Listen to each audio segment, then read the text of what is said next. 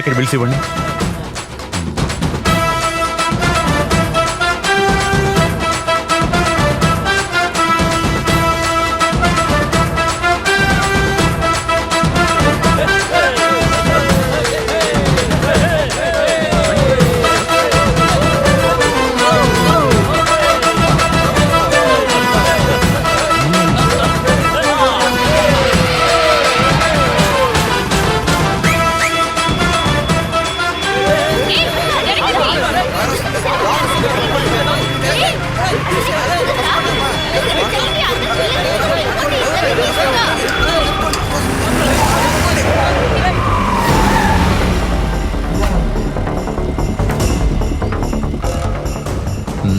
కళ్ళు దుబ్బాయా?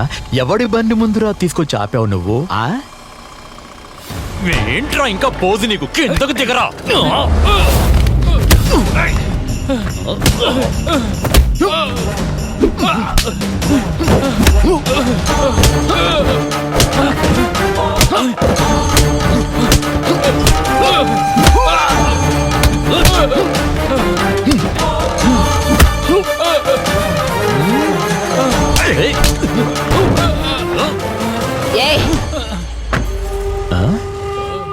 Super figure రా. అతను వదులు. వదిలేశాను. ఎవరు నువ్వు? ఇంతకు ముందు ఎప్పుడు చూడలేదు. నేను అంత ఈజీగా ఎవరి కళ్ళలో పడను. ఇప్పుడు చూసావుగా, అవసరమైనప్పుడు చెప్తాను, వచ్చి చూద్దువు కానీ. దేనికంతగా మరీ రెచ్చిపోతున్నావు? నిన్ను అంత డీటెయిల్గా చూసే టైం నాకు ఇప్పుడు లేదు. మరొకసారి తిరుగు. సూర్యుడు అస్తమించే లోపల ఈ డబ్బా బండి తీసుకుని లేచిపోనాయనా.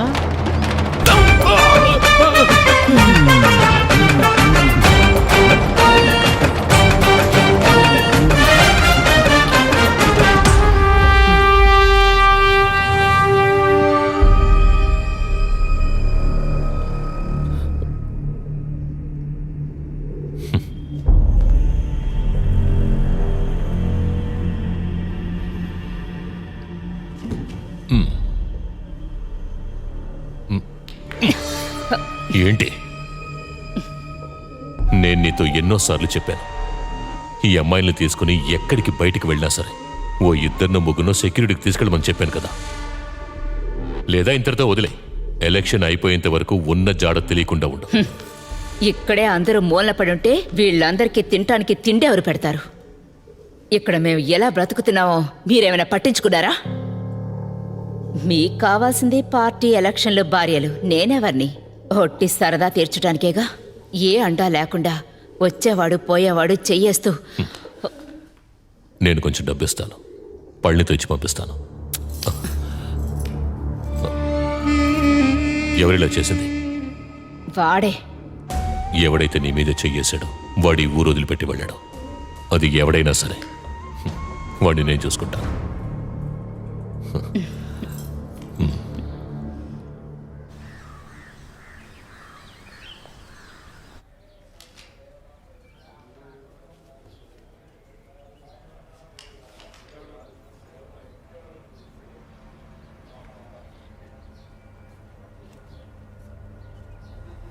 ఏ పనికి మాలిన వెధవ రాసింది ఇది?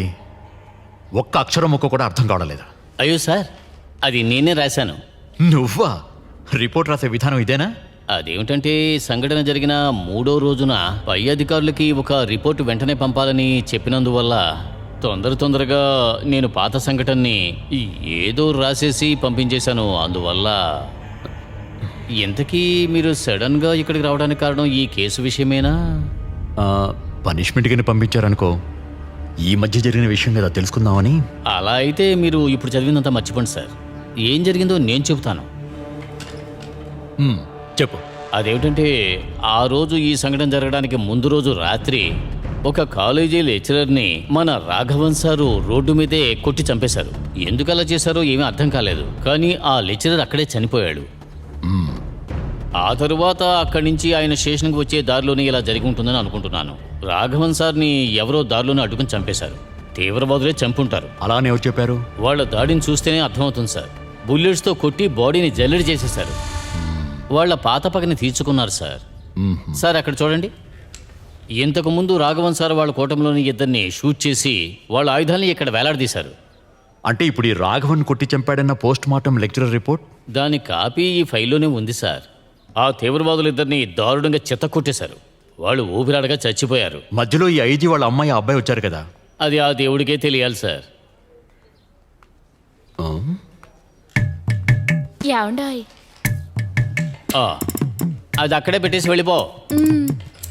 నా వైఫ్ సార్, పవళం. షూ, సరిపోయింది. ఈ ప్రాబ్లం క్రియేట్ చేసిన ఆ స్టూడెంట్స్ కాలేజ్ ఏది? అదే సార్, నరసింహ మెమోరియల్. ఓ, ముంబైలో ఈ మధ్య. అదే సార్. అలాగే. వాళ్ళ పార్టీ పెట్టిందే సార్. వాళ్ళకి చాలా ఇన్ఫ్లుయెన్స్ ఉంది. ముందు నువ్వు వెళ్ళి తిను, వెళ్ళు. ఆ, ఒక్క నిమిషం. రేపటి నుంచి మీ వైఫ్ నాకు పెడతారని అడుగు. సార్, అరే, మధ్యాహ్నం భోజనం నీతో పాటు నాకు పెడతారని అడగవయ్యా. నేను ఏర్పాటు చేస్తాను సార్.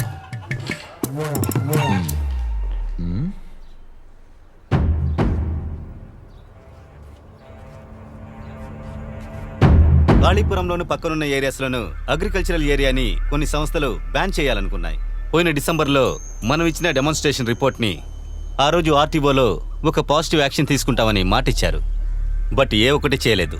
ఇప్పుడక్కడ 237 కుటుంబాల్లో 100కు పైగా కుటుంబాల్లో ఒకరిద్దరికి డిసబిలిటీస్ ఏర్పడ్డాయి. ఇందులో 70% చిన్నపిల్లలే.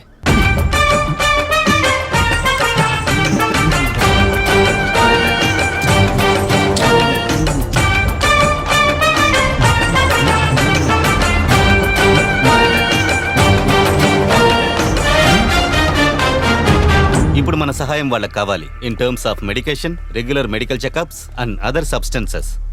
వీటన్నిటికీ పరిష్కారం కావాలనే పంచాయతీకి, ప్రస్తుతం ఉన్న ఎమ్మెల్యేకి రిక్వెస్ట్ ఇచ్చాం. దాన్ని మెయిల్లో పంపించాం. ముకుందా, సార్, నువ్వు వెళ్ళి అబ్బాయిని ఇక్కడికి రమ్మని చెప్పు. లేదు సార్, అది ఇప్పుడు ఇప్పుడే వెళ్ళి పిలుచుకురా. వీటిని ఇలాగే వదిలేసామంటే ఇది కొంచెం పట్టుకో. దారుణం పెరిగిపోతూ ఉంటుంది. So that's it for today guys. మిగతావి మాయా బ్రీఫ్ చేస్తుంది.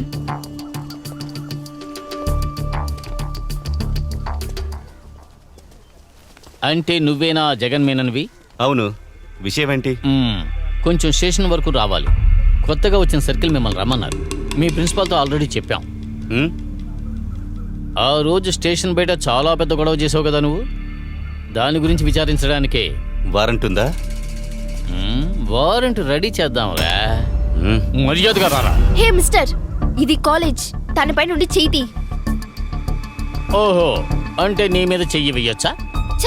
ఎక్కడ చెయ్యి వెయ్యాలో చెప్తే చాలు. హలో, ఏంట్రా, మీరిద్దరూ రోజు కింద మీద పడుతూనే ఉంటారు కదా, ఎన్నిసార్లు ఎవరికి తెలుసు? జగన్, అయ్యో! జగన్, వద్దు, ఆపు. పోలీస్ ఉద్యోగం చేస్తే నోటికొచ్చినట్టు మాట్లాడతావా ఏంటి?